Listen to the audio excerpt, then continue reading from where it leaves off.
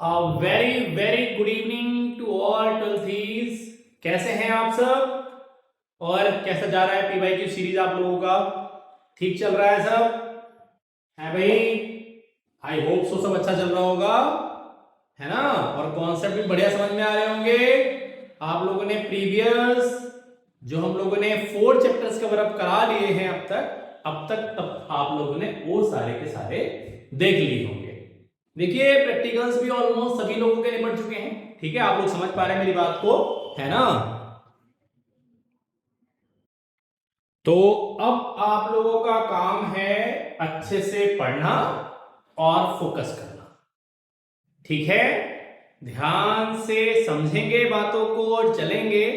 देखिए दिक्कत आ रही है, बच्चे कह रहे हैं सर हमें समझ नहीं आ रहा कि हमारा कॉन्सेप्ट कैसे करें, अभी तक हम लोग पढ़ नहीं पाए। देखो बेटा, टाइम हमारे पास अब बहुत ज्यादा नहीं है, तो अगर आप लोग अब तक भी फोकस नहीं कर पाए तो अब आप लोग पीवाईक्यू सीरीज को देखकर काम चला सकते हैं। देखिए एक सिंपल सा फंडा है, बिना पढ़े काम नहीं चलेगा। लेमार्क का प्रिंसिपल है, सॉरी डार्विन का, स्ट्रगल फॉर एग्जिस्टेंस। रहना है तो स्ट्रगल तो करना पड़ेगा। ठीक है, तो कुछ दिन के लिए अब तो सर्दी भी कम हो गई है, कंफर्ट जोन को छोड़कर बाहर आइए। बरसाती मेंढक की तरह अंदर बंद होकर नहीं रहना। ठंड भी काफी, सर्दी भी काफी कम हो चुकी है। अब आप अपने पढ़ने के टाइम टेबल के शेड्यूल को बढ़ा सकते हैं, आप ब्लैंकेट से निकलकर बाहर बैठ के भी पढ़ सकते हैं। ठीक है, समझ में आ गई बात? अब आप कहेंगे सर आप कैसी बात कर रहे हैं, सर सर्दियां तो भी हो रही बेटा, अब नहीं, अब तो खत्म होली, कहीं कहीं हो रही होगी अलग बात है, कहीं कहीं बर्फ पड़ गई है, लेकिन नॉर्मली वैसे सर्दियां खत्म हो चुकी हैं। एक बड़ी पुरानी एक लाइन है ना, कि मौत तो बस यूं ही बदनाम है कि मौत तो बस यूं ही बदनाम है, असल में तकलीफ तो जिंदगी देती है? रहना है तो स्ट्रगल करना है, तो तकलीफ तो वहां से मिलती है भैया। घर वाले लगातार प्रेशर लगाए जा रहे हैं, पढ़ना है पढ़ना है पढ़ना है ना, अच्छा स्कोर करना है। तो भाई डार्विन का प्रिंसिपल है, रहना है तो स्ट्रगल तो करना पड़ेगा। ठीक है, तो टू बी पॉजिटिव और समझिए, और चलते हैं आज आप लोगों के सीक्वेंस में। हम लोग चैप्टर नंबर कौन से के साथ, हमारे पास चैप्टर नंबर 5 है, मॉलिक्यूलर बेसिस ऑफ इनहेरिटेंस। ठीक है, एकदम बिल्कुल बिंदास होकर सीखेंगे, मजा आएगा, इंटरेस्टिंग है, थोड़ा लॉन्ग लेंथी हो सकता है, क्योंकि भाई आपको पता है आपके सिलेबस का सबसे बड़ा चैप्टर है ये, और एक human health and disease. Number of questions बहुत ज्यादा पूछे जाते हैं, पूरी यूनिट 20 मार्क्स में आने वाली है, तो सबसे ज्यादा वेटेज जो है वो मॉलिक्यूलर बेसिस ऑफ इनहेरिटेंस का है। आप प्रीवियस ईयर्स के क्वेश्चन पेपर्स में भी देख सकते हैं। मैंने कहा ना, आप मेरी बातों पे भरोसा मत कीजिए कि मैं क्या कह रहा हूं, आप क्रॉस चेक कीजिए, क्रॉस एग्जामाइन कीजिए कि राम सर ने बोला सही है भी या नहीं है। मैं लोगों की तरह हाइप बनाने के लिए यहां पर नहीं हूं, मैं आपको आपके लिए एक्चुअल चीजें बताने के लिए यहां पर। कल को आप जब एग्जाम देने जाए तो आपको ऐसा ना लगे, देखिए कोई आपसे कहते चैप्टर वाइज वेटेज होता है, बिल्कुल नहीं बेटा, वेटेज यूनिट वाइज ही होता है। बस चैप्टर्स में नंबर ऑफ क्वेश्चन डिक्रीज कर सकते हैं। पहला क्वेश्चन आपकी स्क्रीन पर है, देखिए, और आप इसे सीखेंगे। आपको पता है पहला क्वेश्चन आपके चारगाफ रूल से है। चारगाफ रूल क्या कहता है बेटा, कि प्यूरीन जो बेसिस होते हैं वो किसके इक्वल होते हैं बेटा, पायरिमिडीन के इक्वल होते हैं। ठीक है, तो ये कॉन्सेप्ट आप लोगों को आता है, मतलब बोले तो क्या, A प्लस जी, ठीक है, प्लस टी प्लस कौन, सी, इक्वल टू कौन होता है 1, आपको पता होना चाहिए। ठीक है, तो देखते हैं क्या कह रहा है। A short piece of DNA having 20 base pairs, okay, was analyzed to find the number of nucleotide bases in each of the per nucleotide strands. Some of the results are shown in the table. देखो आप समझ लो, ये strand 1 है, आपको पता है DNA कितना होता है, डबल स्ट्रैंड होता है, ऐसे देखो ये, ठीक है, ऐसे देखो ये, ओके, समझ लो यहां से। ये पोलैरिटी मान लो 3 डैश से 5 डैश होगी, तो ये वाला कौन हो जाएगा, 5 डैश से 3 डैश हो जाएगा। तो मान लो अगर यहाँ A लगा, इधर कौन लगाओ, इधर T लगाओ, स्टैंड 2 पर अपोजिट होता है ना। इस क्वेश्चन को बहुत बच्चों ने गलत किया है, बच्चों ने यहाँ A लगाया और T यहाँ लगा दिया, फ्लो नहीं बेटा, सेम स्टैंड में थोड़ी ना हो सकता है, ये तो स्टैंड 1 है ना। हटाते हैं इसे, देखो जरा, तो एडेनिन 4 है तो T इस वाले स्टैंड में कितना होगा, 4 हो जाएगा। क्लियर होगी बात? यहाँ साइटोसिन 4 है तो C इक्वल टू कौन होता है बताइए, G, तो यहाँ पर कितना हो जाएगा, ये 4 हो जाएगा। अब वो सम कह रहा है कितना है, ये टोटल कितना है बेटा, ये 20 है। ओके, देखो 4 4 8 और 5 कितने हो, 13, तो कितने 20 में से अगर आप 13 माइनस करो कितने बचने हैं, 7 बचने हैं। ओके, तो यहां कितना आएगा, 7 अब यहां पर कौन देखो, एक कितना स्ट्रैंड के ऊपर 7 है, तो यहां टी कितना हो जाएगा, 7 हो जाएगा। पूछा क्या देखो, how many nucleotide containing adenine were present in strand 2, strand 2 कितने एडेनिन है देखो 7, आंसर हो गया। बहुत बच्चों ने गलत किया इसे कि सर होगा कैसे, बहुत ही आसान ट्रिक है। हमेशा जो अमाउंट होता है, जो इक्वल होता है, वो स्टैंड 1 पर स्टैंड 2 के इक्वल होता है। आप एक ही स्टैंड पर अगर बैलेंस करने बैठ जाए तो नहीं होगा। अब देखो c स्क्वायर टू g तो आज कितना हो गया, ये 5 हो गया। आप इसमें सम कर लो, देखो 4 4 8 और 5 13 और 7 20 हो गए पूरे। एकदम बिल्कुल क्लियर कट आंसर है, 7 लगा देंगे, बिल्कुल क्लियर है। ठीक है, समझ में आया पहला क्वेश्चन। चलिए अगला देखते हैं। अगला है, इनमें से कौन सा करेक्ट है रिगार्डिंग यूकैरियोट्स। देखो जरा, यूकैरियोट्स के बारे में बात चल रही है। देखो, exons and introns do not appear in the mature RNA, गलत है बेटा। इंट्रॉन्स अपीयर नहीं होते, एक्सॉन्स अपीयर। देखो मैच्योर आरएनए की बात कर रहा है, ठीक है। मतलब बोले तो मैच्योर आरएनए कौन होता है, एमआरएनए। ओके, आगे देखिए, exons appear but introns do not appear in the mature RNA, बात तो सही है। और देखते हैं क्या है, इंट्रॉन्स अपीयर गलत है बेटा, एक्सॉन अपीयर होते गलत हो गया, बोथ अपीयर नहीं गलत है। तो कौन सा स्टेटमेंट हो गया, बी हो गया। ठीक है, आप लोगों को आना चाहिए बच्चों, कौन सा हो गया, बी हो गया। ये आप लोगों को पता होगा, ट्रांसक्रिप्शन का कॉन्सेप्ट है आप लोगों के पास, ट्रांसक्रिप्शन इन यूकैरियोट्स, वहां से क्वेश्चन। ठीक है, अगला देखिए, बी एंड टीआरएस से कहते हैं variable number of tandem repeats. Okay, आप लोगों को पता होना चाहिए कहां यूज होते हैं, डीएनए फिंगर प्रिंटिंग में। हम और आप जो डिफरेंट है वो कैसे डिफरेंट है बेटा, कि हम में और आप में क्या डिफरेंट है, B and TRS, S and PS. जितने भी लोग ह्यूमन बीइंग्स एग्जिस्ट करते हैं सभी सेम स्पीशीज में अप्रोक्स 9.9% डीएनए क्या होता है, सेम होता है। आप और मैं जो अलग है वो कितनी जगह पर अलग है, आपका और मेरा डीएनए कितनी जगह डिफरेंट है, ओनली 0.1%। तो देखो आर हाइपर वेरिएबल को करेक्ट बात देखो, ठीक है। आर इनहेरिट, यस, पेरेंट से प्रोजेनी में कैरियर आउट होते हैं, इसीलिए आप अपने पेरेंट से मैच होते हैं। ओके, सिंथेसाइज कंस्टिट्यूटिव एंजाइम में एंजाइम से गलत लिखा है, तो first and second option correct होगा। कहां दे रखा है देखो, सी स्टेटमेंट लगाओ और फटाक से आगे बढ़ो। आजकल करेक्ट और इनकरेक्ट स्टेटमेंट के जो ऑब्जेक्टिव हैं बढ़ने लगे हैं, एनटीए ने बढ़ा दिया है, तो बोर्ड भी अब उसी को फॉलो कर रहा है। ठीक है, तो उस हिसाब से आपको करेक्ट और इनकरेक्ट पर अच्छे से फोकस करना है। कुछ क्वेश्चंस मैंने यहां पर रखे हुए हैं आप लोगों के लिए, ठीक है, बोनस पे बोनस चल रहा है। अब आप अगला देखो, अब आपसे पूछा है कि इनमें से कौन कौन से करेक्ट हैं। देखो जरा कौन कौन करेक्ट है, which of the following are correct. Okay, देखते हैं। RNA polymerase first transcript rRNA, बिल्कुल सही बात है, मैंने ट्रिक सिखाई हुई है ना, अगर आप लोगों को याद होगा, मैंने बताया था कि आप मेरा नाम सीख लो, क्या, राम राठौर। ठीक है, अब मैंने बोला आपने नाम सीख लिया। अब देखो मेरे नाम में कितने लेटर आरएनए से मिलते हुए, एक आर, एक कौन सा एम और एक कौन सा टी। तो आप लिख लो सीक्वेंस में आरएनए पॉलीमरेज 1 2 और 3, तीनों लिख लिए।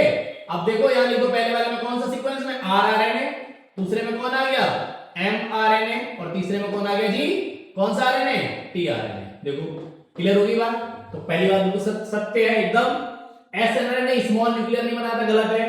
आरएनए पॉलीमरेज थर्ड ट्रांसक्रिप्ट एचआरएनए, गलत है। एचआरएनए कौन होता है, सेकंड वाला बनाता, थर्ड लिखा है। आरएनए पॉलीमरेज सेकंड ट्रांसक्रिप्ट एचआरएनए, बिल्कुल करेक्ट बात। तो फर्स्ट और कौन सा, फोर्थ, कौन सा स्टेटमेंट हो गया, डी। एचएनआरएनए ही यूकैरियोट में जाके आगे कौन बनाता है, एमआरएनए। आप सोच रहे हो ना सर आपने यहां तो एमआरएनए लिखा है, यहां आपने एचएनआरएनए क्लियर कर दिया। तो बेटा अगर आपने एनसीईआरटी को ध्यान से पढ़ा है तो आपको पता होगा कि एचएन जो आरएनए होता है मैच्योरेशन के बाद, प्रोसेसिंग के बाद आगे जाकर एमआरएनए को बनाता है। ठीक है, क्लियर। डिस्काउंट पे डिस्काउंट मिल रहा है। देखो how many normal basis present in human cells, आप लोगों को पता होगा, सेल डेंसिटी 6.6 into 10 की पावर -9 बेस पेयर होते हैं। ओके, देखो कहीं दे रखा है 6 बिलियन, अगर होगा तो लगा देंगे, जिस फॉर्म में भी आंसर होगा सी, करेक्ट। और अगर ये हैप्लॉइड होता तो कितना हो जाता, 3 बिलियन, 3.3 into 10 की पावर -9 बेस पेयर। दोनों फॉर्म में आपको आना चाहिए, क्योंकि नॉर्मली जो ह्यूमंस के अंदर सेल एग्जिस्ट करती हैं बच्चों, वो डिप्लॉयड होती है। ठीक है, मतलब सिंगल सेट ऑफ क्रोमोसोम ना होकर कितना होता है, डुअल सेट ऑफ क्रोमोसोम होता है। चलिए आगे आ जाइए, एक सीक्वेंस दे रखा है। देखो आपके पास, ध्यान से समझेंगे, थोड़ा सा कॉन्सेप्ट आप लोगों को ध्यान देना पड़ेगा, प्रीवियस चैप्टर से भी थोड़ा सा बिलोंग करता है, थोड़ा बाकी तो हमारा यहाँ नहीं। देखो एक सीक्वेंस दे रखा है, ये 5 डैश से 3 डैश है और ये 5 डैश से 2 डैश है। तो देखो ATG, ठीक है, सही है, CGT, यहाँ CAT, TAC और TC। अगर आप यहाँ ध्यान दो बेटा, तो अगर आपको पता जेनेटिक कोड का कॉन्सेप्ट आता है तो आप लोगों को आना चाहिए सिकल सेल एनीमिया, मेरी पीछे आप लोगों को पढ़ाई। तो देखो G की जगह कौन आ गया है, A आ गया है। आपको पता है जब सिंगल न्यूक्लियोटाइड में चेंज होता है और उससे अगर फिनोटाइप चेंज हो जाए, जैसे आप लोगों को पता होगा 6 नंबर पर कौन लगा होता था, GAG की जगह जब कौन आता था, GUG जब आ जाता था तो क्या होता था, वैलिन की जगह कौन आता था, ग्लूटामिक एसिड। दोनों कौन है, अमीनो एसिड। जैसे क्या कहते हैं, पॉइंट म्यूटेशन। देखो लिखा होगा point mutation which change one amino acid, बिल्कुल सही बात है। फ्रेम शिफ्ट म्यूटेशन नहीं हो सकता बेटा, वो एडिशन और डिलीशन से होता है। साइलेंट म्यूटेशन नहीं होगा, फिनोटाइप चेंज हो जाएगा। डिलीशन भी नहीं होगा। तो कौन सा स्टेटमेंट करेक्ट हो गया, ए हो गया। ठीक है, आपको पता होना कौन सा म्यूटेशन है ये, पॉइंट। साइलेंट कब होता है, जब न्यूक्लियोटाइड में तो चेंज हुआ लेकिन उसका फिनोटाइप या अमीनो एसिड चेंज नहीं हुआ। अब आपको कैसे पता, इसके लिए थोड़ा सा कॉन्सेप्ट आप लोगों को जेनेटिक कोड का क्लियर होना चाहिए। ठीक है, अगर आप लोगों को जेनेटिक कोड नहीं आता है तो आप हमारे चैनल पर वीडियो ऑलरेडी अपलोड है अबाउट द जेनेटिक कोड, आप जाके उसे देख सकते हैं। उसके बाद आप इस क्वेश्चन को बहुत अच्छे से समझ पाएंगे, फ्रेम शिफ्ट म्यूटेशन भी समझ पाएंगे, पॉइंट म्यूटेशन भी समझ पाएंगे। ठीक है, clear, we are there to all of you. ठीक है, चलते रहिए, सीखते रहिए। अब देखो अगला मेसेल्सन एंड स्थेल एक्सपेरिमेंट है, आप लोगों को पता होना चाहिए, मैंने आपको सिखाया हुआ है। क्या सिखाया हुआ बच्चा, मेसेल्सन स्थेल में सीजियम क्लोराइड का यूज करके क्या पता किया था, CaCl2 का क्या, देखो the normal DNA from N15 DNA. आपको पता होना चाहिए नॉर्मल डीएनए को आइसोलेट किया गया था, मैंने बताया था हैवी आइसोटोप और नॉर्मल आइसोटोप डेवलप करा के, याद है कि डीएनए कौन होता है, जेनेटिक मटेरियल होता है और उसका एप्लीकेशन कैसे होता है, बताइए, किसी को याद है, सेमी कंजर्वेटिव। ठीक है, क्लियर। हर्शे चेस एक्सपेरिमेंट था जहां बताया गया था डीएनए कैसा होता है, वो तो कंफर्म तो वही हो गई थी, यहां बात चल रही थी DNA replication as semi conservative. ठीक है, क्लियर होगी बात। आगे देखो, during transcription RNA polymerase holo enzyme bind to a gene promoter and assume a saddle like structure, what is a DNA binding sequence, आप लोगों को पता होना चाहिए। जहां प्रमोटर लगा होता है वो थाइमिन एडेनिन रिच रीजन होता है, टाटा बॉक्स भी कहते हैं। देखो कहां पे दे रखा है, ये दे रखा है, डी स्टेटमेंट है। ये टाटा कौन है, ये थाइमिन और एडेनिन है, टाटा नहीं है रतन टाटा समझ रहे हो आप, है ना, ये वो वाला टाटा नहीं है, thymine adenine rich box region होता है। इसे अपन प्रिन्बो बॉक्स या हॉगनेक्स बॉक्स के नाम से भी जानते हैं। क्लियर होगी बात, चलें आगे बच्चों, चलिए बढ़िया आगे। अगला देखो, एक सीक्वेंस दे रखा है हमारे पास, उसे हम लोग क्लियर करेंगे पहले, फिर हम आगे बढ़ाएंगे। देखो जरा, क्या इफ अ सेगमेंट किसका दे रखा है, चलो सॉरी, जरा पहले देखते हैं क्वेश्चन को, ध्यान से समझेंगे क्योंकि क्वेश्चन गलत होने का चांस मैक्सिमम हो जाता है। जरा सी सावधानी हटी और सब्जी पूरी बटी, है बात समझ में आई है, हाँ, बी केयरफुल अबाउट दैट। अगर एक बार भी इधर से उधर हो गया एक बेस भी तो किस्सा खत्म, सारा का सारा क्वेश्चन गलत। ठीक है, be careful about that, so थोड़ा सा ध्यान देना है बच्चों। तो देखो, अब the segment of an mRNA molecule has a sequence, ठीक है, GUACCGAUCG, which of the following could have been the template DNA molecule। एक बात समझ लो, पोलैरिटी 3' से 5' होगी, पक्की बात है। ठीक है, समझ में आ रही है बात। तो G का अपोजिट आना चाहिए, C आना चाहिए। देखो अब C, अगर मैं इसके अपोजिट दूं तो देखो क्या बनेगा भाई, G का अपोजिट बनेगा C, U का opposite A, C A, A का अपोजिट कौन T। अब देखो C A T मैच कर रहा है, आगे देखो सारा मैच कर रहा है। अब एक ही बार में मैंने इतने से देख लिया, अब आपके सर आपको कैसे पता है बेटा, देखो आपको आना चाहिए टेम्पलेट स्टैंड कौन होता है, जिसकी पोलैरिटी 3' से क्या होती है 5', उसे टेम्पलेट स्टैंड कहते हैं। जब डीएनए से आरएनए बनता है तो सिर्फ एक ही स्टैंड आरएनए बनाता है, उसे टेम्पलेट स्टैंड कहते हैं। ठीक है, समझ में आ गई बात है, एंटी सेंस स्टैंड कहते हैं। अब आप पोलैरिटी को आराम से लगा सकते हैं। आगे देखिए, read the following statements, variations at genetic level arise due to mutation, कह सकते हैं, बिल्कुल सही बात है। Techniques of DNA fingerprinting by initially developed by Alex Jeffrey, ये बात भी सही, मतलब ए और बी दोनों करेक्ट है। कहीं दे रखा है ऐसा, बी स्टेटमेंट करेक्ट हो जाएगा। ठीक है, समझ में आ गई बात, आपको पता होना चाहिए।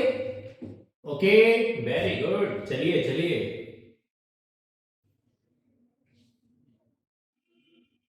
एक मिनट। हाँ, एलेक्स जेफरी ने डेवलप किया था, सही है। कार्ल लिंकी तो उधर थे।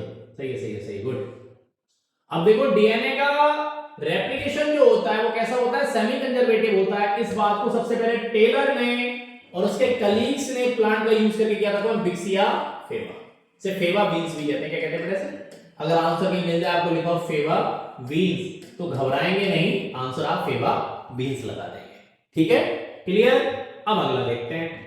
ये क्वेश्चन थोड़ा सा आप लोगों को चारगा बूट पर बेस्ड है, मैंने पीछे आप लोगों को कराया। देखो, आप इजीली कर पाएंगे अगर आप लोगों को थोड़ा सा आता है। देखो, कह रहा है a DNA fragments has 2500 nucleotides out of which 240 are guanine। देखो, तो A plus T plus C plus G equal to कितना दे रखा है? दे रखा है 2500। अब आप जानते हैं A की वैल्यू ऑलरेडी, सॉरी G की वैल्यू कितनी दे रखी है? 240। तो आपको पता है G किसके इक्वल होता है? C के इक्वल होता है ना। तो देखो, A plus T, sorry plus लगाना था, T मतलब A plus T, sorry A plus T plus, अब मैं 240 मिला दे, कितना हो गया बताइए? 480 हो गया, नहीं हो गया? माइनस कितना? 2500। अब A प्लस T स्क्वायर मान लिया मैंने, कितना है? 2x। तो देखो कितना हो गया? 250 में से आपको कितना कितना 480 माइनस कर देना है, तो कितना बचेगा बताइए? कितना बचेगा? 2120। क्या पूछा आगे? देखो, how many bases having double hydrogen bonds. ओहो, अब डबल हाइड्रोजन बॉन्ड किस किसके बीच में होता है? A और T के बीच में होता है ना। तो 2120 को 2 कर दो आधा, तो देखो 2 1 2 हो गया। कितना हो जाएगा बताइए? कौन बताएगा? हैं? देखो, 10101 1010 21 10 टाइम हो जाएगा। A प्लस 2 हाइड्रोजन बॉन्ड की बात कर रहा है। देखो, 2 किसके बीच में होता है? A और T के बीच में। ठीक है, समझ में आ गई बात? क्लियर? तो 1010 आंसर कितना? सी दे रखा है। देखो, ये हो गया। 3 पूछो तो क्या आंसर होता? लगाइए, 400 आधे ही रखा, 480 का क्या हो जाता? आधा हो जाता। ठीक है, आंसर नहीं रखा, आपको आना चाहिए, बड़ा इंपॉर्टेंट है। ये क्वेश्चन भी बोर्ड में पूछा गया है, 2025 का है बोर्ड में। ठीक है, एक क्वेश्चन जो है 2024 का रखा हुआ है बोर्ड में। ये बोर्ड का क्वेश्चन सेम डिट्टो रखा है, बिना किसी चेंज के मैंने। अगर आप लोगों को आता है, अभी हम लोगों ने बात की, आप लोगों को पता लग ही गया होगा।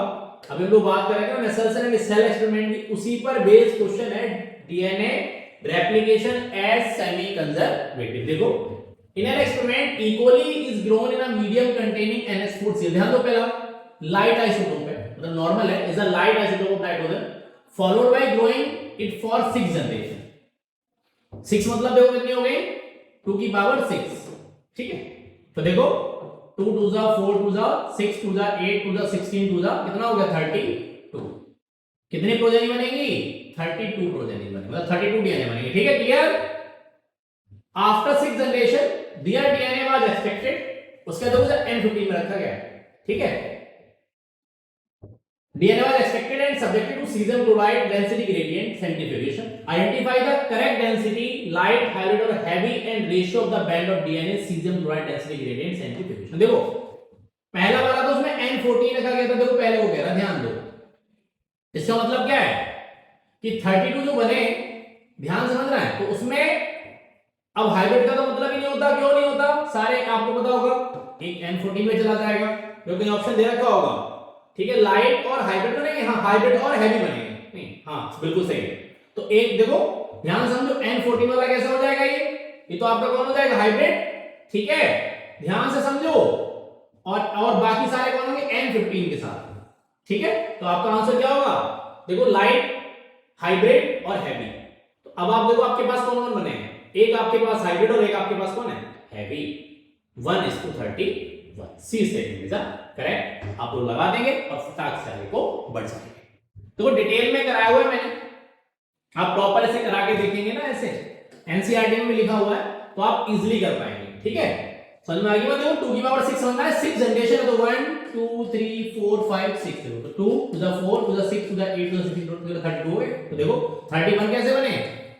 कैसे बने? हैवी, और 1 कैसे बना? हाइब्रिड। तो आप ऑप्शन लगाना सी। चलें आगे, समझ में आ गई बात? चलो, मिनी सेटेलाइट जो क्या होते हैं कौन बताएगा? आपको पता है दो तरह के सेट आते हैं, मिनी और माइक्रो हैं। तो देखो, जो हिस्सा क्या नहीं करता, जो हिस्सा प्रोटीन नहीं बनाता, नॉन कोडिंग होता है, उसे क्या कहते हैं? मिनी सेटेलाइट कहते हैं। सी स्टेटमेंट इज करेक्ट। ठीक है, सीधा सीधा लगा दो आप, बिल्कुल एकदम क्लियर सी, ठीक है। अब चलो, अब बारी असर्शन रीजन की है। आप लोग ध्यान से समझेंगे, एक एक पॉइंट को समझते चलेंगे मेरे साथ। पहला क्वेश्चन देखो आपकी स्क्रीन पर आ चुका है, क्या primary transcript in eukaryotes are non functional? बिल्कुल करेक्ट बात है। क्यों बेटा? क्योंकि उसमें कौन होते हैं? एक्सॉन्स और इंट्रॉन्स लगे होते हैं, ठीक है। तो इंट्रॉन्स को हमें क्या करना पड़ता है? रिमूव करना पड़ता है, रैक बन जाते हैं, एक्सॉन्स रह जाते हैं। देखो जरा, तो methyl guanosine triphosphate is attached to 5' end of HMRNA। बिल्कुल सही बात है, कैपिंग कहां होती है? 5' एंड पर होती है। लेकिन देखो दोनों में से कोई, मतलब जो असर्शन है, रीजन दोनों करेक्ट हैं, लेकिन अगर आप पहले वाले को देखो तो अपन लिख सकते हैं क्या? क्योंकि उसमें कौन से पार्ट होते हैं? एक्सॉन और इंट्रॉन दोनों होते हैं। अगर हम ऐसा लिखते तो ए होता, लेकिन ऐसा लिखा नहीं है, दोनों बातें करेक्ट, तो स्टेटमेंट क्या होगा? बी होगा। ध्यान से समझ चलेंगे। आगे देखो, पॉलीसिस्टोनिक mRNA is capable of forming a number of different बिल्कुल करेक्ट बात है। पॉलीसिस्टोनिक जीन किसके पास? प्रोकैरियोट के पास होता है। जब कोई एक जीन मल्टीपल कौन बना लेता है बेटा? मल्टीपल कौन बनाता है? मल्टीपल प्रोटीन्स को बना लेता है, उसे पॉलीसिस्टोनिक जीन कहते हैं, ठीक है। P for पॉलीसिस्टोनिक, P for prokaryote. ये क्वेश्चन नीट में बहुत बार आ चुका है। पॉलीसिस्टोनिक mRNA has terminator codon, yes, दोनों में टर्मिनेटर कोडन भी होते हैं, लेकिन ये करेक्ट एक्सप्लेन नहीं कर रहा। करेक्ट एक्सप्लेन कब होता? कि जब क्या कि व्हेन मतलब कह सकते हैं polycistronic genes are those genes which have the potential to form multiple proteins as a single gene, तो ए हो जाता, लेकिन ऐसा है ही नहीं। तो अपन को क्या लगाना पड़ेगा बच्चा पार्टी? अपन को लगाना पड़ेगा बी। मैं आप लोगों को ट्रिक सिखाता ला रहा हूं पीछे से कि कैसे आपको ए लगाना है और कैसे आपको बी लगाना है। जिम्मेदारी आप लोगों को सीखना देखो आप लोगों को है। आपको कॉन्सेप्ट अगर क्लियर आता है तो आप बिकॉज और ड्यू टू लगा के अगर सेंटेंस को फ्रेम करेंगे तो आपका क्वेश्चन 100% करेक्ट हो जाएगा, अगर आपको दोनों बातें आती है तो। ये ऊपर वाला जो स्टेटमेंट है वो क्या नीचे वाले स्टेटमेंट की वजह से हो रहा है? क्या नीचे वाले प्रोसेस की वजह से हो रहा है? तो आप लगा देंगे A. If yes then answer is A, if answer is no then answer is B. Correct होगी बात। चलिए आगे चलते हैं, आपके साथ लगे हुए हैं, लगातार चलते रहिए, बढ़ते रहिए और देखते रहिए, सीखते रहिए। देखो अगला है इंपोर्टेंट जेनेटिक कोड का क्वेश्चन आपकी स्क्रीन पर है। देखो, there has to be a mechanism to read the genetic code and also to link the amino acid. बिल्कुल करेक्ट बात है, ट्रांसलेशन होता है। The rRNA act as adapter molecule. हाय रब्बा, rRNA नहीं होता बच्चों, इतनी बात से समझ में आ गया। अडॉप्टर मॉलिक्यूल कौन होता है? tRNA होता है। तो tRNA होता है, तो गलत हो गया। स्टेटमेंट कौन सा हो गया? सी हो गया, ठीक है। कौन सा हो गया? सी हो गया। चलिए आगे देखते हैं। Eukaryotic mRNA require post transcription processing for formation of functional mRNA। बिल्कुल करेक्ट बात है। क्यों जरूरत पड़ती है बेटा? देखो समझ लो, थोड़ी सी बात यहां से जरूरत पड़ेगी। जैसे कि ये देखो हिस्सा हो गया ऐसे, तो इसमें क्या होता है? दो तरह के सेगमेंट होते हैं, देखो ऐसे ये, ठीक है। इसमें क्या है? मान लो ये वाला ऐसा इंट्रॉन है और ग्रीन वाला कौन है? एक्सॉन है। ये 5' एंड हो गया, ये 3' हो गया। तो इसमें क्या रिमूव करना पड़ता है? इंट्रॉन्स को रिमूव करना पड़ता है, स्पेसिसोम से रिमूव होते हैं। सही बात कह रहा है। तो eukaryotic transcription process extra non functional segments called introns. Yes, देखो क्यों रिमूव करना पड़ता है? नॉन फंक्शनल कौन है उसके पास? इंट्रॉन्स होते हैं। तो क्या चला गया सेगमेंट? अब जाएगा ए।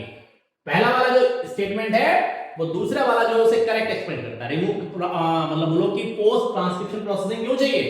क्योंकि इंट्रॉन्स को करना है रिमूव, अलग तोड़ के खत्म, ठीक है। समझ में आ गई बात?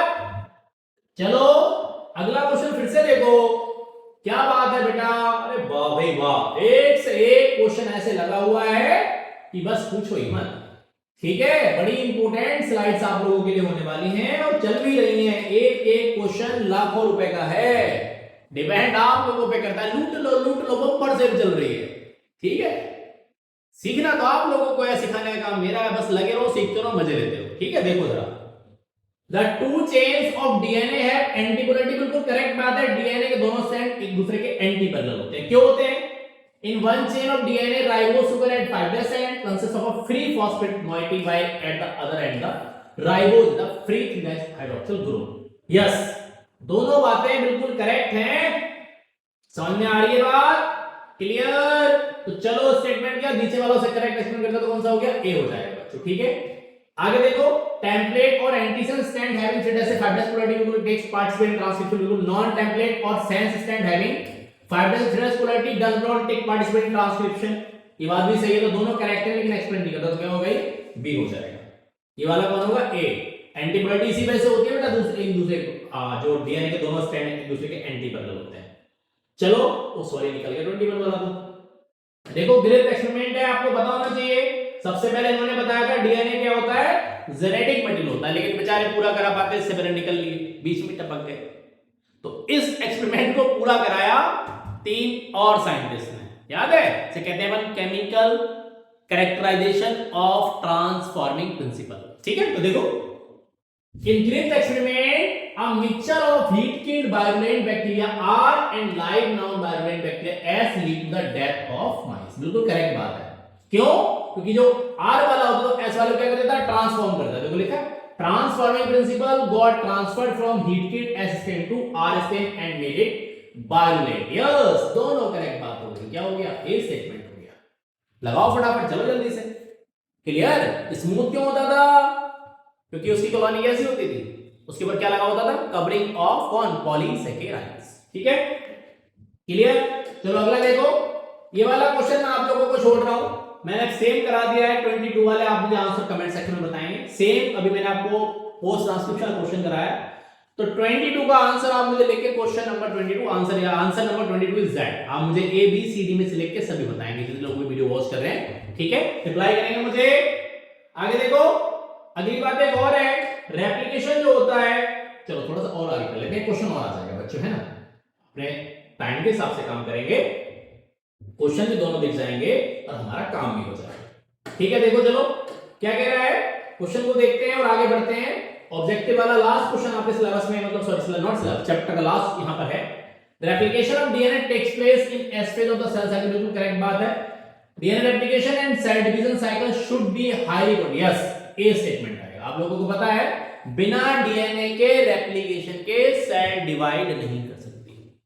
सेल को डिवाइड करने के लिए जरूरी क्या है, डीएनए का रेप्लिकेशन। क्लास 11th में चैप्टर नंबर 10 जो दे रखा है, वहां आपकी एनसीईआरटी में भी एक ऐसा क्वेश्चन दे रखा है, एनसीईआरटी एक्सरसाइज। ओके, आगे देखो, विच वाज द फर्स्ट, अब आपकी वाली सब्जेक्टिव की आ चुकी है, ऑब्जेक्टिव यहीं से खत्म होते हैं बच्चों। अब अपनी अपनी कमर कस लीजिए, हैं, टाइट हो जाइए एकदम बिल्कुल, क्योंकि अभी तक तो कुछ समझ में आ रहा था, मान लो आपने एक आध में तुक्का ही मार दिया तो आपको मार्क्स मिल गए, लेकिन अब आपको बिल्कुल कमर कसनी पड़ेगी। अब आपको मार्क्स मिलेंगे आपके लिखने के, और आपको पता है बोर्ड्स ने आप लोगों के लिए इस बार ऑनलाइन इवैल्यूएशन की बात कही है, और अगर ऐसा हो जाता है तो अब आपको आंसर एक्यूरेट लिखना पड़ेगा। ठीक है, मैंने आपको बताया हुआ है कि आंसर बायो में लिखने कैसे हैं, तो आप अपनी प्रीवियस वीडियो को जाकर देख सकते हैं। ठीक है, आपके पास सारे राइट हैं। ठीक है, तो देखो जरा समझो, which was the first genetic material कौन था, अर्थ का पहला जेनेटिक मटेरियल कौन था बेटा, आरएनए। बहुत लोगों को नहीं पता आरएनए से मॉडिफाई होकर कौन बना, DNA. What is the difference between hnRNA and mRNA बेटा, एचएनए में दो तरह के सेगमेंट्स होते हैं, कौन, एक्सॉन्स प्लस क्या, इंट्रोन। शॉर्ट लिख रहा हूं आपको, बाकी आप लोगों को पता है, जबकि एच एमआरएनए में ओनली कौन होते हैं, ओनली एक्सॉन्स होते हैं, इंट्रोन नॉन फंक्शनल पार्ट होता है, क्या हो जाता है, नहीं। ठीक है, define the term primary transcript, तो the segment of mRNA sorry RNA which is produced at the time of क्या, at the end of transcription is called क्या कहलाता है, प्राइमरी ट्रांसक्रिप्ट कहलाता है। जो प्रोकैरियोट में सीधा mRNA होता है, यूकैरियोट में कौन होता है, hnRNA।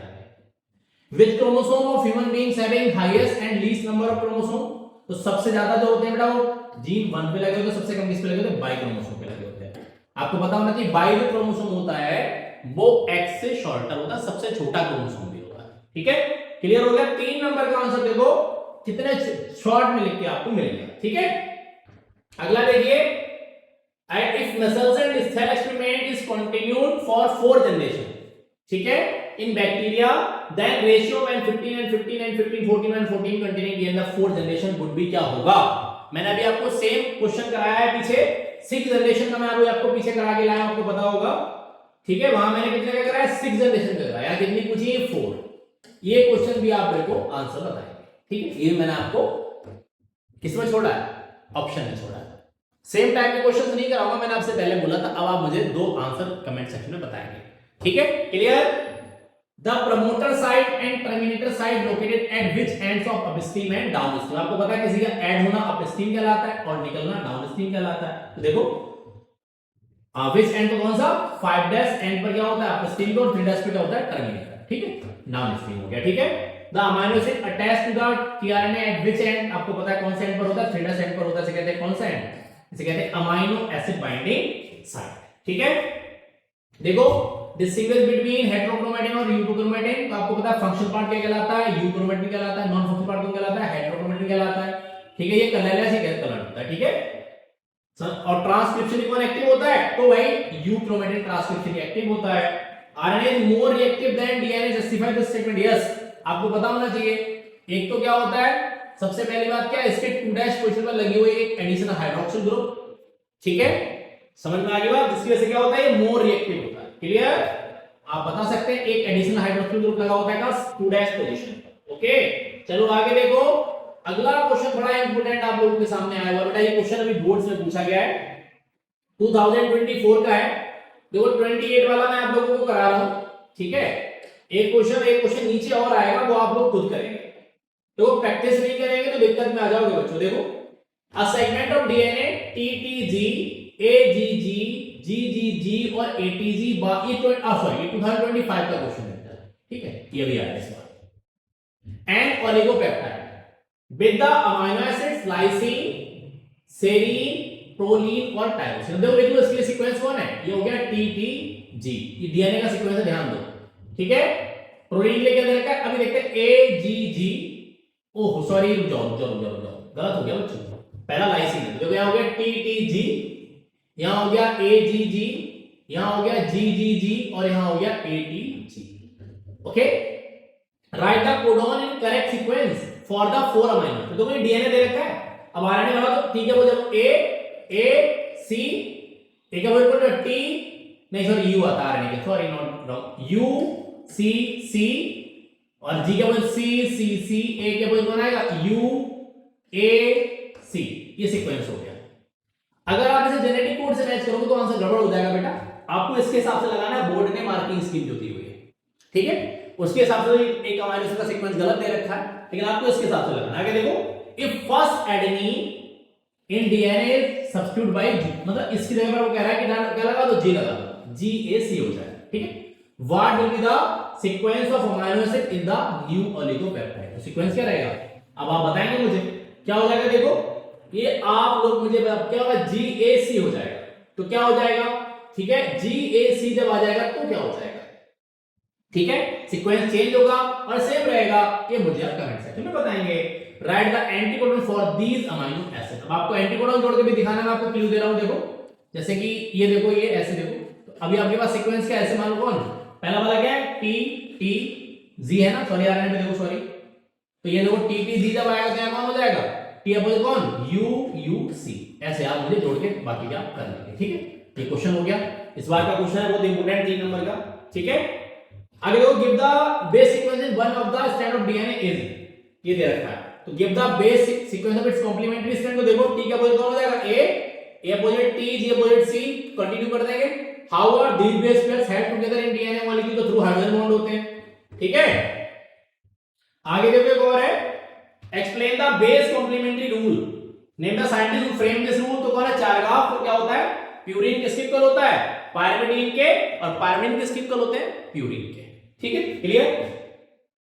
आगे देखो at which end of H N RNA capping and tailing occurs respectively, तो कैपिंग कहां होती है 5 डैश एंड पर, देखो ऐसे बना देता हूं मैं, यहां देखो, अगर आप लोगों ने थोड़ा सा ऐसे देखा होगा आपको अंदाजा होगा, तो ऐसे यहां होती है कौन 5 डैश एंड पर कैपिंग, यहां होती है कौन टेलिंग, यहां होता है कौन M G P P methyl guanosine tri phosphate, और यहां क्या होता है पॉली ए टेल, ठीक है। आप देख सकते हैं ये 5 डैश हो गया 3 डैश हो गया। इसका एडवांटेज क्या है, तो यूकैरियोट्स में ट्रांसक्रिप्शन का मैकेनिज्म होता है, वो कहां होता है न्यूक्लियस के अंदर होता है, देखो ऐसे देखो ये इसके अंदर होता है, और आपको पता है राइबोसोम यहां लगा, तो यहां से एमआरएनए को यहां आना पड़ता है, तो यहां से एमआरएनए जब यहां आता है तो ये डिग्रेड हो सकता है, तो डिग्रेडेशन से बचाने के लिए, मतलब आरएनए डिस्ट्रॉय ना हो जाए, उसके लिए कौन काम करता है, तो उसके लिए काम करता है कौन कैपिंग एंड टेलिंग, उसे डिग्रेड होने से बचाने का, ओके।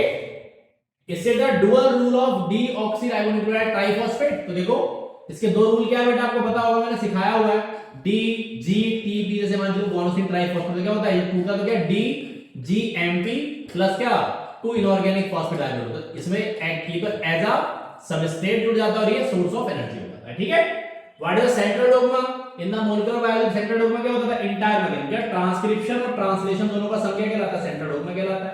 ठीक है, और देखो how does it differ in some virus, तो देखो वायरस में कैसे होता है, वायरस में क्या होता है कि किसी वायरस से रिलेटेड आरएनए होता है, तो क्या होता है रिवर्स ट्रांसक्रिप्शन नाम का एक फिनोमेना होता है, पहले आरएनए से डीएनए बनता है। ठीक है, आगे देखो name the components A and B, देखो यहां दे रखा है in the nuclear with purine की वजह, जब प्यूरीन की बात कर रहा है तो देखो आप दो बातें लिख सकते हैं, यहां तो फिक्स है, यहां कौन होगा, यहां तो फॉस्फेट होगा, अब यहां प्यूरीन में कौन कौन होता है, या तो ए हो सकता है या जी हो सकता है। ठीक है, दोनों में से आप कोई भी लिख सकते हैं। ठीक है, क्लियर, एडेनिन और गुआनिन में से दोनों में से कुछ भी लिख दीजिए, आपका आंसर क्लियर हो जाएगा। अगला देखो, अगला क्वेश्चन है आपकी स्लाइड पर किसका, डीएनए पैकेजिंग। बस 1 मिनट रुकेंगे, बस पानी पी लो, फिर हम इसे आगे बढ़ाते हैं। बड़ा इंपॉर्टेंट क्वेश्चन आपकी स्लाइड पर आया हुआ है, आप देखेंगे अभी। ठीक है, कि क्या होने वाला है और क्या नहीं होगा, देखते हैं। बस मैं पानी पी लूं, जस्ट अ मिनट, है ना।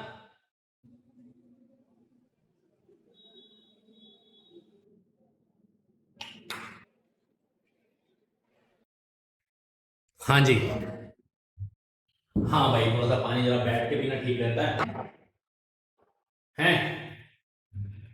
हाँ हाँ बिल्कुल बिल्कुल, आप आराम से पानी पियो, आप तो बैठे देख रहे हैं तो आप आराम से पानी पीजिए। अब मैं पानी पीता हूँ तो ब्रेक आ जाता है, बीच में गैप लेना पड़ता है, हैं? अब भाई क्या करूँ, मजबूरी है, एनर्जी भी तो चाहिए। अब आपके साथ वाटर कौन सी एनर्जी दे रहा है, गला सींचना पड़ता है, सूख जाता है भाई, तो जरूरत पड़ती है, इरिगेशन चाहिए, हैं? तो गला काम नहीं करेगा तो कैसे बोलूंगा, तो गले का काम करना बहुत जरूरी है। ठीक है, तो देखो समझिए, मैं आप लोगों को सिखा रहा हूं, सीख लिया रहिए, बढ़िया मजे में रहिए। और देखो अगला क्वेश्चन आपके सिलेबस का आपकी स्क्रीन पर आ चुका है कि typical mammalian cell has 2.2 meter long DNA molecule whereas a nucleus in its pad measure about 10⁻⁻6 meter. Explain how such a long DNA molecule is packed within tiny nucleus in the cell. तो आपको पता है हमारे पास positively charge कौन होती है बेटा, positively charge कौन होते हैं बेटा, पॉजिटिवली चार्ज कौन होते हैं, पॉजिटिव चार्ज कौन होते हैं बेटा, हिस्टोन प्रोटीन होते हैं। कौन होते हैं, H प्रोटीन, मतलब कौन हो गया, हिस्टोन प्रोटीन। आपको पता है कौन कौन, H1 H2A H2B H3 और H4। ठीक है, आपको पता होना चाहिए, इनमें से ये अनपेयर्ड होती है और बाकी सारे कैसे होते हैं, पेयर्ड होते हैं। पेयर्ड होके क्या बनाते हैं, हिस्टोन ऑक्टामर बनाते हैं, ऐसे में इसे ऑक्टामर कहते हैं, ऐसा लगा होता है। तो ये पॉजिटिव चार्ज क्या करते हैं, डीएनए कैसा होता है, नेगेटिव चार्ज इसके ऊपर अट्रैक्ट हो जाता है और एक पर कितने बेटा 200 बेस पेयर अटैच हो जाता है। ठीक है, तो इस तरह डीएनए पैकेजिंग होता है। डीएनए नेगेटिव चार्ज क्यों होता है, फॉस्फेट की वजह से होता है।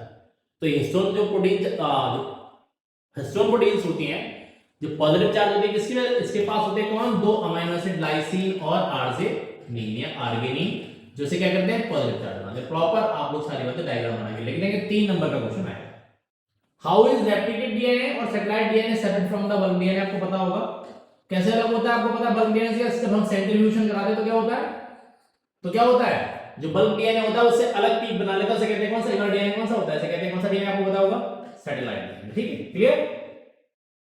एसएनपीएस क्या होते हैं, single nucleotide polymorphism, where are they located in the human cell, तो कहां होते हैं, डीएनए और क्रोमोसोम के ऊपर लगे होते हैं। State any two way the discovery of SNPs can be important to humans, एक डीएनए फिंगरप्रिंटिंग लिख सकते हैं और एक एचजीटी बोले तो ह्यूमन जीनोम प्रोजेक्ट। 35 नंबर का कुछ मार्क्स का क्वेश्चन, नंबर का जो क्वेश्चन है वो 3 मार्क्स में और जरा सी बातों में खत्म कर दिया। ठीक है, आगे देखो एक क्वेश्चन सेम फिर से आ गया, व्हाई डज एचएनआरएनए, मैंने अभी आपको संश्लेषण कराया, बिल्कुल सेम कर लेंगे। डज एचएनआरएनए अंडरगोज, देखो जरा ध्यान से समझो, आप लोग सब यहाँ अच्छे बच्चे हैं, अच्छी बातें समझ रहे हैं। ठीक है, मेरे साथ बैठे हुए आप लोग वैसे भी बहुत समझदार हैं, बहुत अच्छी अच्छी बातें आप लोग जानते भी हैं, ऐसा नहीं कि मैंने सिखाई है, आप वैसे भी जानते हैं। एनसीईआरटी में सारी बातें आप लोगों की लिखी हुई है, आप बहुत समझदार बच्चे हैं, आपने बहुत अच्छा सीखा भी है। अब जरूरत है आपको पीवाईक्यूज करने की, जो मैं आप लोगों को करा रहा हूं। देखो एनर्जी को बूस्ट करना है, पूरी नदी तो आपने पार कर ली है, किनारे पे आके डूबना नहीं है, उसके लिए अपन लगे हैं लगातार। ठीक है, बस चलते जाना है, रुकना नहीं है, जिंदगी इसी का नाम है। उठो, भागो और लड़ो। ठीक है, और जब तक भागते हो लड़ते रहो, जब तक अपनी मंजिल को नहीं पा लेते। इंग्लिश में कहते हैं ना, set the target and hit the target. जब आपने कुछ गोल बनाया है, कोई एम बनाया है, तो बेटा उसे ही खाओ, उसे ही पहनो, उसे ही सो, उसे ही जागो। अगर जिस दिन इतना कर लिए तो सक्सेस तुम्हारे कदम चूमेगी, ये आप समझ लो। अब ऐसा है कि 2 मिनट मेरे मोटिवेशन से कुछ नहीं होता, खुद को सेल्फ मोटिवेट करना पड़ेगा। ये आप समझ लीजिए कि जिंदगी आप लोगों की है। अगर आप सेल्फ मोटिवेशन नहीं कर सकते तो कुछ नहीं हो सकता। आप किसी को सुन लो, मुझे सुन लो, किसी और को सुन लो, सुनने के बाद 2-4 मिनट लगेगा कि चलो राम सर की बात मानते हैं, सब खत्म करते हैं, अभी नहीं मानेंगे, ठीक है, सब कुछ खत्म करते हैं। बस वो जुनून, वो मेरी बातें जब तक तुम्हारे ब्रेन में रहेंगी तब तक तुम्हें सब कुछ सही नजर आए। जहां पता लगा थोड़ी देर पढ़ते पढ़ते बोर हुए, इंस्टाग्राम की रील पर बटन चला गया, और जहां एक रील स्क्रॉल मारी और एक के बाद दूसरी और मारी और फिर तीसरी और, कौन राम सर है, ये कौन होता है, ये तो नहीं जानते हम। सारा मोटिवेशन धरा का धरा रह गया। अभी आप लोगों को पता होगा प्रीवियस ईयर में अमर उजाला में एक आर्टिकल छपा था कि 30 सेकंड की रील्स तोड़ रही बच्चों का कंसंट्रेशन, ओनली 30 सेकेंड्स। आप एक बात समझ लीजिए, जान लीजिए, जरूरी है कि रियल जिंदगी और रियल जिंदगी बहुत डिफरेंट है। जो आप, जिन्हें आप मॉडल अपने आइकन माने बैठे हैं, उनकी जिंदगी कैसी चल रही, ऐसा आप उनकी सिनेमेटिक लाइफ में मत देखिए, कि रियल जिंदगी को देखिए तो किसी को आइडियल मानिए।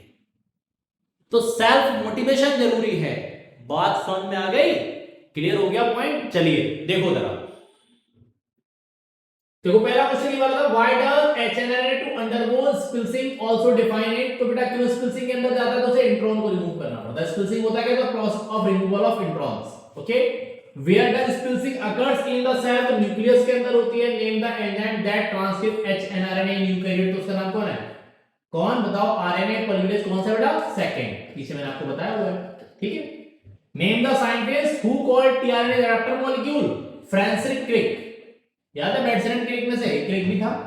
Draw a clover leaf model of tRNA showing the following, tyrosine attached to its amino acid, तो उसके कोड में देगा यूएसी और आपको यूएयू, दोनों में से कोई भी लिख सकते हैं। जैसे ये देखो, ठीक है, tyrosine attached to its amino acid site, देखो ये देखो ऐसे, ये देखो टीआरएनए का मॉलिक्यूल आपको पता है, क्लोवर लीफ मॉडल ऐसे बनता है, ये ऐसे ही तो बनता है, ऐसे बनता है, देखो ऐसे, ये देखो ऐसे। तो अब क्या ये एमआरएनए यहां आएगा ना, ये देखो ये, तो यहां कौन होगा, यहां जोड़ दो आप यूएसी, यूएसी, इसका बिल्कुल कौन, यू का बिल्कुल कौन, ए, ए का बिल्कुल कौन है, यू, और सी का बिल्कुल कौन है, तो ये यूजी, ठीक है। यहां पर सीक्वेंस है, यहां पर आपका कौन जुड़ा है, यहां पर जुड़ा है कौन, टायरोसिन, ठीक है, clear. एंटीकोडन for this amino acid कौन हो गया, एयूजी, ये आप यहां से एंटीकोडन लिख देंगे। 3 नंबर का क्वेश्चन आपका सीधे खाते में आ गया। देखो इतना आसान है, ये टीआरएनए का ग्लोबल लीफ मॉडल है। अगला देखो, समझो, देखो बिल्कुल भी हिम्मत नहीं हारिए, हारिए ना हिम्मत, बिसारिए ना, आप कर सकते हैं। आप इस 7 करोड़ की आबादी में पूरे वर्ल्ड की सबसे यूनिक है। आप ये समझ लो, इंडिया में 150 करोड़ की आबादी है, 150 करोड़ में से आप यूनिक हैं, आपका डीएनए सबसे अलग है, तो आप क्यों नहीं कर सकते? आप कर सकते हैं, बस हिम्मत करनी है टू बी पॉजिटिव। जो हमारा ब्लड ग्रुप पॉजिटिव है, हमें भी पॉजिटिव होना है। क्यों नहीं होना? हमें काम करना है, पॉजिटिव होके चलना है, चलना ही चलना है, आगे बढ़ते ही जाना है। जब आप सबसे अलग है तो क्यों नहीं कर सकते हैं? दुनिया की भीड़ में नहीं चलना है ना, गाना था कि दुनिया की भीड़ से अलग हो जाएंगे यारा, तो अलग चलना है, अपने रास्ते खुद बनाने हैं। लोगों को कॉपी करने से आप भेड़ नहीं हैं, आपके पास उससे ज्यादा ब्रेन है। तो आपको भेड़ चाल नहीं चलनी है, लोगों को फॉलो नहीं करना है। ऐसा नहीं होता कि एग्जाम क्लियर नहीं होता, नीट नहीं होता तो जिंदगी खत्म हो जाती है। अरे क्यों खत्म हो जाती है? नीट नहीं हुआ तो क्या जिंदगी बंद हो जाएगी? क्या पता गॉड ईश्वर ने तुम्हारे लिए अच्छा बेस्ट प्लान रखा हो। मेरा नहीं हुआ तो क्या मैं यहां नहीं हूं? किसी और का नहीं हुआ तो क्या वो जिंदगी नहीं जी रहा? ऐसा बिल्कुल नहीं है। खुद को खो देना या सुसाइड कर लेना, दीज आर नॉट सॉल्यूशंस। एक एग्जाम नहीं निकलेगा तो जिंदगी नहीं चलेगी है? अरे क्या कागज के टुकड़े पर अगर मोहर नहीं लगी तो दोबारा पाकिस्तान नहीं जाएगा क्या है? ऐसा थोड़ी ना है। बस पॉजिटिव होके पढ़ना जरूर है।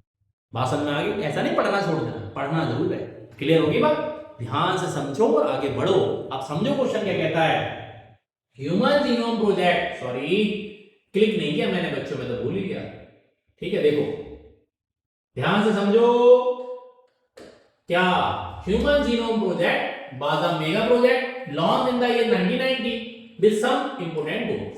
तो enlist any 4 prime goals of HGP. ठीक है, डीएनए की लोकेशन, मतलब जीन्स की लोकेशन क्या होती है, जीन का फंक्शन क्या होता है, रिलेटेड एचजीपी कौन सा जीन क्या काम करता है, आप कोई भी 4 बातें अपने हिसाब से लिख सकते हैं, एनसीईआरटी में लिखी हुई है। Name any one common noun human animal model, तो इसमें कुछ भी लिख दो, नॉन एनिमल की बात कर रहा है, चाहे ड्रोसोफिला लिख दो जिसके डीएनए को सीक्वेंस किया गया। ठीक, कोई भी लिख दो, आपको आता है ड्रोसोफिला। ड्रोसोफिला से कहते हैं क्या, फ्रूट फ्लाई याद है, सॉरी ड्रोसोफिला।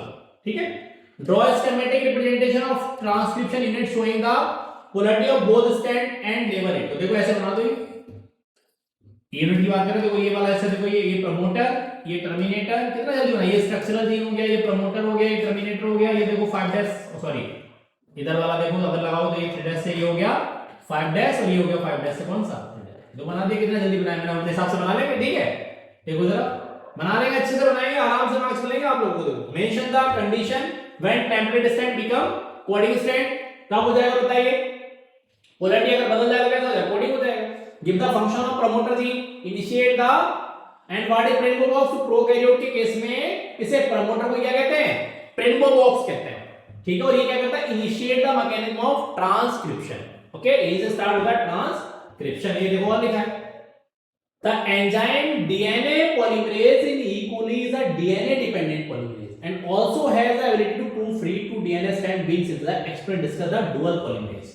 तो देखो बात को समझिए बेटा, हम लोग जानते हैं होता क्या है, जैसे कि मान के चलो ये डीएनए का स्ट्रैंड है, सॉरी तो थोड़ा बदलाव है, कोई बात नहीं, देखो ऐसे, ये देखो इसकी पोलैरिटी 5 डैश 3 डैश है, यहां डीएनए से मान लो ये यहां ए लगा, इधर से देखो इसके साथ अब ये नया स्ट्रैंड नया टी जुड़ रहा है।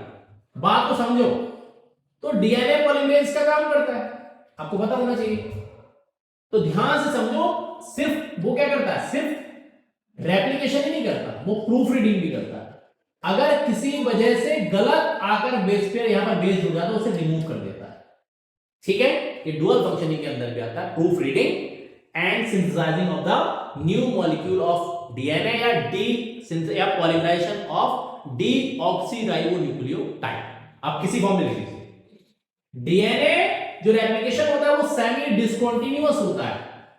Justify the statement with suitable diagram. तो देखो आप यहां बना सकते हैं रेप्लिकेशन फॉर्म को, ऐसे देखो पहले से रेज करता हूं देखो, ताकि आप लोगों को और अच्छे से समझ पाए, क्योंकि थोड़ा सा कॉन्सेप्ट ऐसा है आप लोग समझ पाएंगे। वैसे मैंने प्रॉपर से आपको अलग से डीएनए रेप्लिकेशन का मैंने आपको टॉपिक आपके YouTube पे डाला हुआ है, आप वहां से देख सकते हैं। ऐसे देखो मैं थोड़ा सा आइडिया दे रहा हूं आप लोगों के लिए, ऐसे देखो इसकी पोलैरिटी मान लो 3 डैश से 5 डैश है ऐसे, और इस वाले की क्या है 5 डैश से 3 डैश है।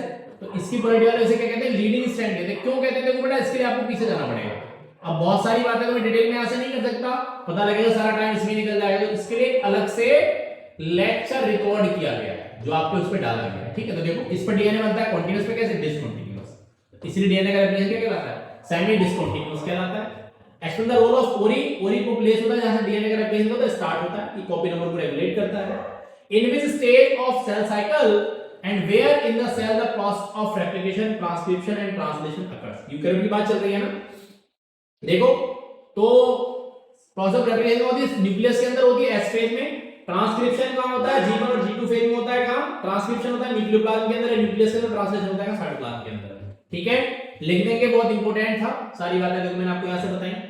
आगे देखो, list the criteria of a molecular that can act as genetic material must fulfil. तो देखो वो डबल स्टैंड होना चाहिए, ठीक है, सेल्फ रेप्लिकेशन की एबिलिटी होनी चाहिए, ठीक है, और क्या हो उसमें वेरिएशंस वगैरह होते हो, ठीक है, हमारी बात इक्वली ट्रांसमिट होता हो, बहुत सारी बातें आप लिख सकते हैं। Which one of the criteria is the best fulfilled by DNA और RNA thus making one of the them better। तो देखो डीएनए का डबल स्टैंड होना, उसका फिजिकली केमिकली स्टेबल होना, सेल्फ रेप्लिकेशन की एबिलिटी होना, इक्वल डिस्ट्रीब्यूट होना, ये सब बातें उसके पास, ठीक है। List the two methodology which were involve in HGP. तो आपको पता है दो चीज कौन कौन सी, एक होती है ईएसपीएस एक्सप्रेस सीक्वेंस टेक्स्ट, और एक होती है कौन बेटा, याद है, अरे किसी को याद है कॉन्सेप्ट, अभी नीट में पूछा गया था, हैं किसी को पता है, हो सब मिस हो गया, ऐसे कैसे काम चलेगा? तो रोड बात है। अभी नीट में कौन से 2022 वाले क्वेश्चन आया था, ठीक है? ये कौन है? ये express sequence express sequence one हो गई, टैक्स, ठीक है? एक मैंने लिखा है, एक आपको मेरे को बताना है। ये नीट में क्वेश्चन आया हुआ है, ये मैंने आपको क्वेश्चन बता छोड़ा, ठीक है? तीसरा क्वेश्चन छोड़ दिया, बाई एसी को एक्सप्लेन करना तो कौन है? Yeast artificial chromosome, yeast artificial chromosome, ये क्वेश्चन आया हुआ है। और उस दिन इंसिडेंट देखो तुम, एक बच्चे ने मुझसे सुबह को क्वेश्चन पूछा था ईएसटीएस का, और पता लगा दोपहर को पेपर देने का क्वेश्चन तो सीधा रखा हुआ। ऐसे 2-3 क्वेश्चन इस चैप्टर के ऐसे बिल्कुल डिट्टो मिल गए, मैंने उसे बताया और सेम रखे मिल गए, ठीक है? तो एक अभी आप लोगों को बताना, मैंने एक ही बताया है, समझ में आ रही है बात? एक आपको क्वेश्चन में छोड़ा हुआ है, describe the series of experiment of grief, comment on the significance of the result obtain. तो आपको पता है दो तरह के स्टेट डेवलप करा है, एस और आर, बायोलेंट और नॉन बायोलेंट। पीछे मैंने आपको कॉन्सेप्ट बताया हुआ है, आप इसके लिए डीएनए एज जेनेटिक मेटेरियल की वीडियो को देख सकते हैं।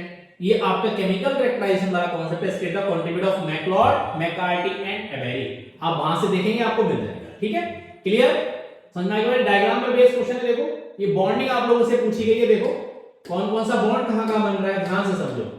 एक्स कहां है, एक्स वाई जेड को पूछे, X Y Z and the respective molecule formed by them and also joined its complementary strand, वो आपको पूरा जो एक्स, ये देखो ये कौन सा बॉन्ड है, यहां पर कौन सा बॉन्ड है, देखो ये आता है ग्लाइकोसिडिक बॉन्ड है। कौन सा बॉन्ड है बेटा? ग्लाइकोसिडिक बॉन्ड है। आपका आंसर ग्लाइकोसिडिक कैसे? तो देखो किस किस के बीच में, पेंटोज, शुगर और नाइट्रोजन बेस, ठीक है? बाई देखो कहां है, बाई बाई बाई, देखो बाई किधर है भाई, एक्स तो यहां आ गया, और बाई कहां है, जेड तो ये मिल गया। अच्छा बाई ये देखो, ये क्या है, ये आपका कौन है, ये फॉस्फोएस्टर बॉन्ड हो जाता है, और ये देखो ये दो को जोड़ेगा, देखो फॉस्फो डाइएस्टर बॉन्ड हो जाएगा, ठीक है? तो यहां कौन बन जाएगा, देखो ये न्यूक्लियो कौन है, देखो कौन है, न्यूक्लियोटाइड हो गया, और ये डाइन्यूक्लियोटाइड, ठीक है? ये कौन हो जाएगा, ये दोनों जब मिलेंगे तो इसे कहते हैं कौन, इसे कहते हैं न्यूक्लियोसाइड, जो बिना फॉस्फेट के होता है, ठीक है? अब आप दोनों के नाम लेके आप आराम से 3 नंबर यहां से ले सकते हैं, ठीक है? आगे देखो, write the percentage in the total human genome that code for protein and percentage of discovered genes whose function are known as observed during age. तो 2% से कम हिस्सा है जो प्रोटीन बनाता है, और जितने जीन हम जानते हो लोग 20,000 से कितने हैं, 30,000। एक्सपैंड एसएनपीएस, सिंगल न्यूक्लियर पॉलीमॉर्फिज्म, ठीक है? बाय साइंटिस्ट इन एग्जीक्यूटिव, मैंने आपको बता दिया, ठीक है? तो हो सॉरी हाथ लग गया मेरा, बस ठीक है।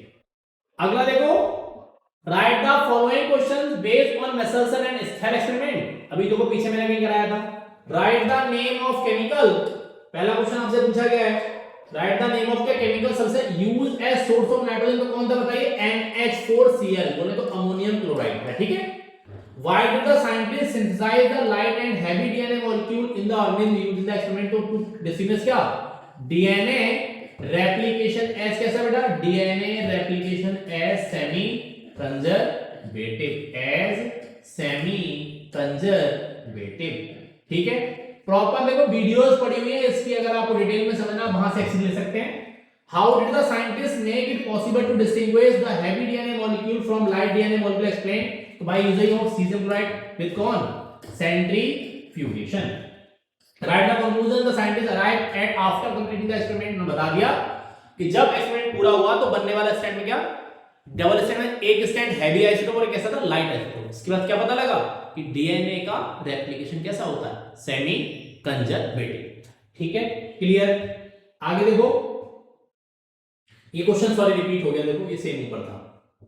आगे पूछा रेप्लिकेशन फॉर, कभी आपको बना के मैंने दिखाई, जो आपको जिपला के स्ट्रक्चर बनाया, showing the polarity. Why does DNA replication occurs with such fork, आपको पता है डीएनए पॉलीमरेज पूरा स्टैंड नहीं खुलता, एनर्जी का अमाउंट क्या होता है, कम होता है, और डीएनए जो डीएनए डिपेंडेंट आरएनए पॉलीमरेज होता है वो रिएक्शन को 3' से 5' डायरेक्शन के अंदर, सॉरी 5' टू 3' डायरेक्शन के अंदर ही कैटलाइज कर सकता है, ठीक है?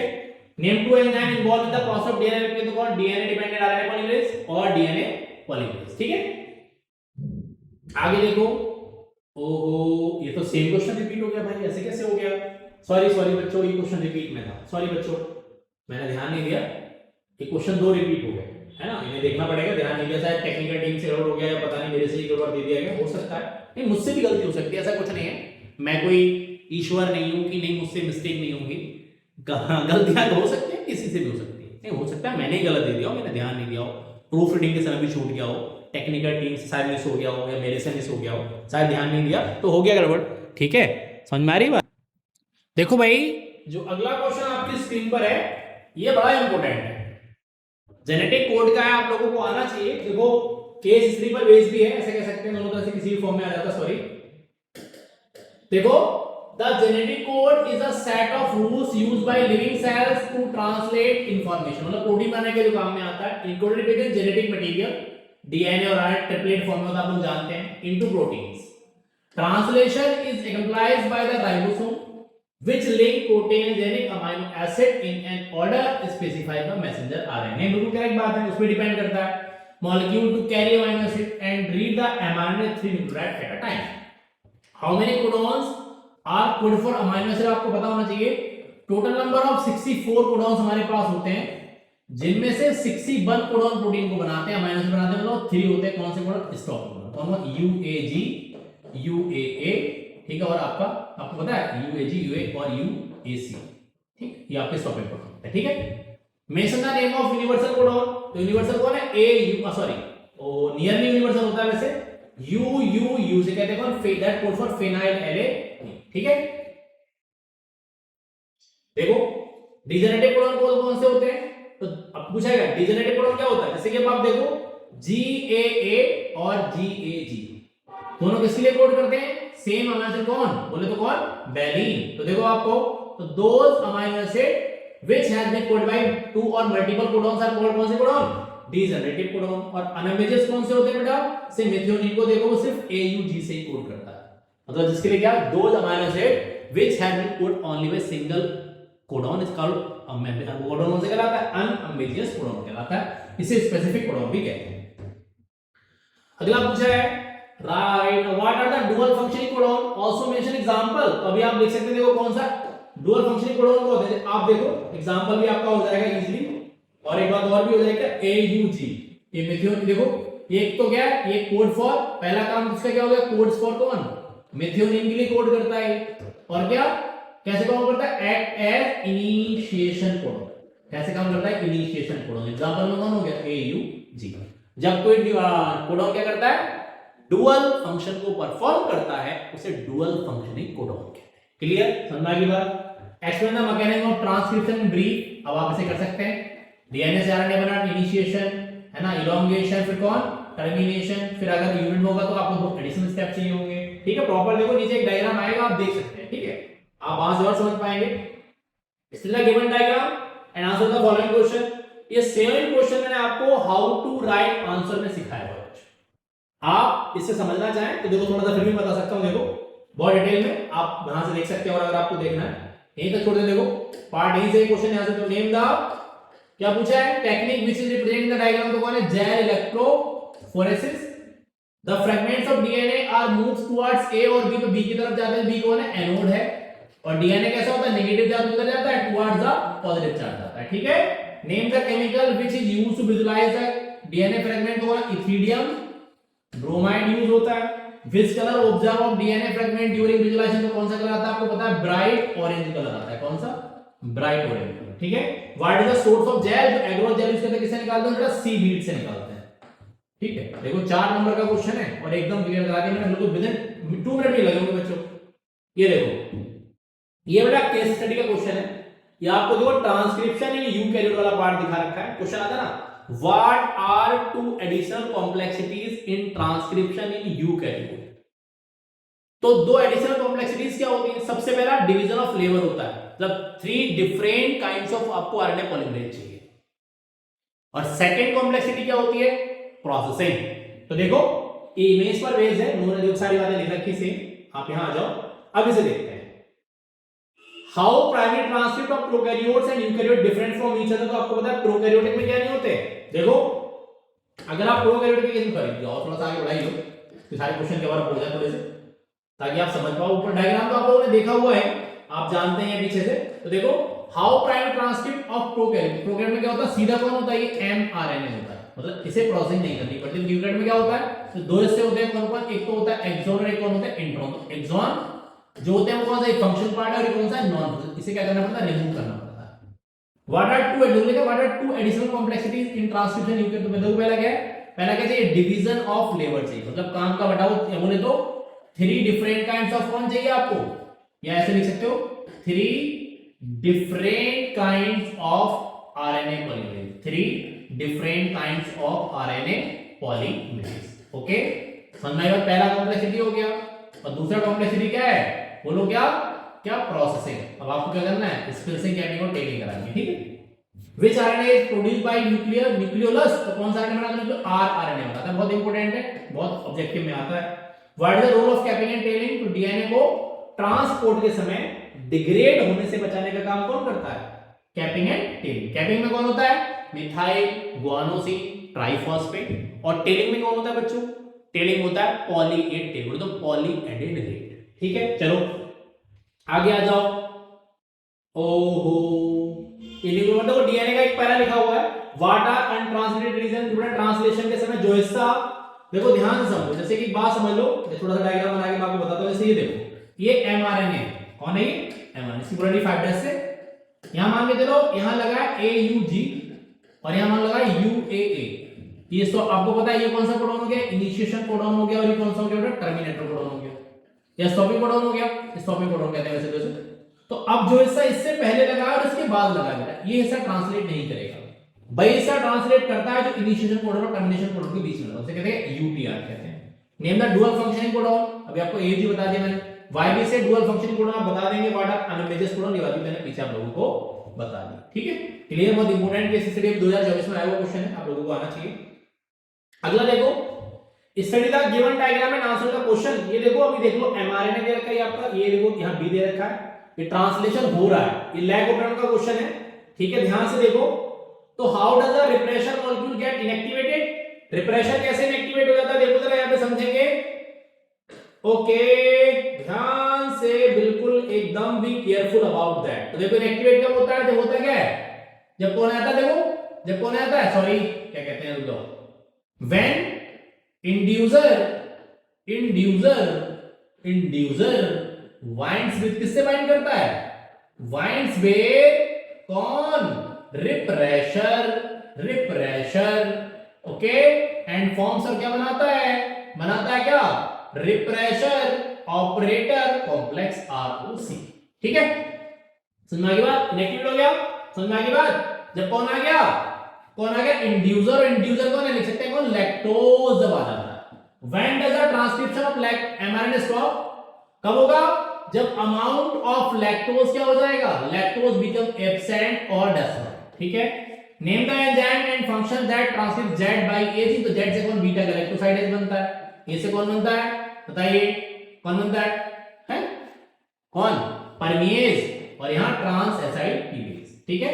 ये क्या करता है, हाइड्रोलिसिस, ये परमीएज बढ़ाता है, ठीक है, अमीनो को ट्रांसफर करने का काम करता है, ट्रांस एसाइड, ठीक है। Name the molecule A synthesized by i gene, तो आइजीन कौन बनाता है, बनाता है रिप्रेशर, क्या बनाता है, repressor. How does this model get inactivated, तो जैसे लैक्टोज खत्म हो जाएगा, ये डीएक्टिवेट हो जाएगा, इनएक्टिव हो जाएगा, प्रोसेस स्टॉप हो जाएगी। Name the enzyme X, Y and Z, तो आप लिख देंगे, ठीक है। सेम भाई बीटा गैलेक्टोसाइडेज, तो परमीएज और ट्रांस एसाइड। एक क्वेश्चन देखो बेटा, ये अभी 2024 वाला वही है क्या, हाँ वही है, बोर्ड का क्वेश्चन है बेटा, देखो आया हुआ, अभी पूछा गया है। यहां से देखो एक सीक्वेंस दे रखा है बेटा, इसे बहुत ध्यान से देखेंगे आप मेरे साथ, चलो देखते हैं इस क्वेश्चन को और करते हैं। Given below the stretch of DNA showing the coding strand, ठीक है, मतलब कोडिंग का मतलब क्या हो गया, इससे आपको नॉन कोडिंग बनाना पड़ेगा, इसकी ऑलरेडी 5' ठीक है। तो राइट द कोरिस्पोंडिंग टेम्पलेट स्ट्रिंग, तो देखो ए का अपोजिट कौन आ जाएगा, ए अपोजिट टी तो जुड़ता नहीं है, आपको पता है यू आ जाएगा, यू ए सी, ए का अपोजिट कौन होगा, फिर से टी आना चाहिए, तो मैं यू कौन आ जाएगा, जी, आप जोड़ देंगे पूरा ऐसे, चलो जुड़ गया। एंड द एमआरएनए स्ट्रैंड, अब एमआरएनए क्या बनेगा, देखो तरीका क्या ये भी कि आप ये 3' से 5' बन के जाएगा, पूरा आप जोड़ते चले जाएंगे, समझ से जवाब आ गया, ठीक है। ध्यान से समझो, तो अब यू का भी कौन आएगा, ए का भी कौन आएगा, टी, और नहीं टी का भी आएगा यू, सॉरी गलत हो गया, ए यू जी, ये कौन बनेगा, ये बनेगा 5' से एमआरएनए। देखो एक तरीका और भी है, जहां भी के टी लग रहा होगा इसे आप यू से रिप्लेस कर दो, तो आपका एमआरएनए ऑटोमेटिक बन जाएगा, नॉन टेम्पलेट, ठीक है, clear. If ji U A, अब देखो जी यू ए कहां आएगा, जी यू ए यहां आएगा, यहां जाएगा, ठीक है, जी यू ए, ठीक है, यहीं आएगा, बिल्कुल क्लियर हो गया। mRNA इज एन इंट्रॉन, ये इंट्रॉन है, ठीक है।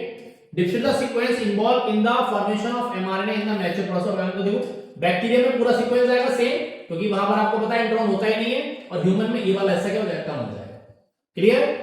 Upon translation how many amino acid will be the resulting polypeptide have justified, तो देखो AUG स्टार्टिंग में हो गया, तो देखो इसमें बेटा 1 2 3 4 5 6 7 8 9 जे जी, देखो अब ये जो GT है देखो GUA हो जाएगा, देखो यहां देखो CTT है तो C कौन आएगा, G मिनट C A, एक मिनट C कौन आएगा T, एक मिनट देखो ध्यान से। Upon translation how many amino acids will be the resulting polypeptide have justified, अब आपको इसका पूरा सीक्वेंस बना के देखना है भाई, कितना आएंगे देखो 1 2 3, अभी जोड़ते चले जाएंगे, आप कितने जोड़ कर आएंगे, ठीक है। इसे कहो तो मैं करा के दिखाऊं, या चलो अब इससे तो थोड़ा टाइम लग रहा है, ऑलरेडी लेट हो चुके हैं हम लोग, तो upon translation how many amino acid कितने बनने चाहिए, इसको मैं आपको यहां छोड़ रहा हूं क्वेश्चन में, नहीं होगा तो मुझे बता दीजिए, मैं आपको अलग से इसको पर्टिकुलर वीडियो बना के आपको दे दूंगा, टाइम लगेगा थोड़ा सा, बहुत लंबा सीक्वेंस है, और आप लोग मुझे पता है ऑलरेडी घंटे से ऊपर हो चुका है, तो बच्चे बोर हो रहे हैं कि नहीं सर अब पता नहीं क्या चल रहा है, आराम से करेंगे बिल्कुल सीक्वेंस में, बहुत ध्यान से, 2 पार्ट मैंने करा दिए, एक मैंने आपको क्वेश्चन मार्क में छोड़ा हुआ है, ठीक है, जोड़ के दिखाएंगे तो टॉपिक कोड ऑन आएगा, ठीक है।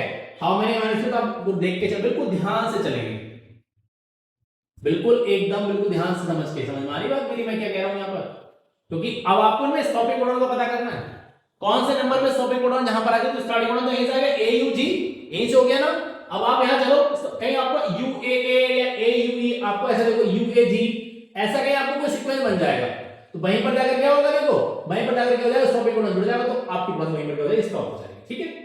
How do mRNA tRNA and ribosome help in the process of translation, बता देंगे आपको, पता है mRNA DNA इंफॉर्मेशन लेकर आता है, tRNA रीड करके अमीनो एसिड फॉर्म में कन्वर्ट करके देगा, राइबोसोम को प्रोटीन फैक्ट्री कहते हैं।